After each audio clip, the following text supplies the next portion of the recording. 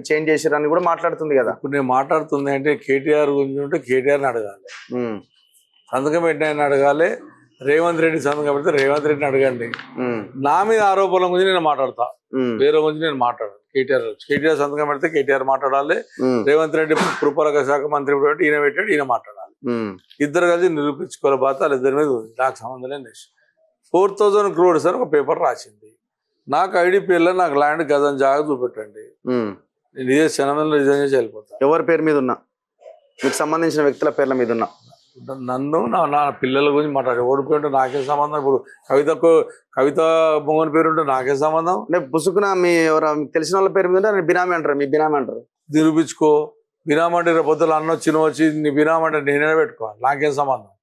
పోయి తిరగండి, చేసుకోండి, మీరే ఛానల్ తీయండి, పోయి చూసుకోండి. నేను నిరుపేదలు 1,600 మంది ఏదైతే ఇంద్రనగర్లు ఉన్నారో అది 100% 70 నుంచి ఉన్నారు. అది ఐడిపిఎల్ ల్యాండే కానీ ప్రైవేట్ ల్యాండ్ ఏదైనా వాళ్ళకే సపోర్ట్ చేస్తారు ప్రజలకు.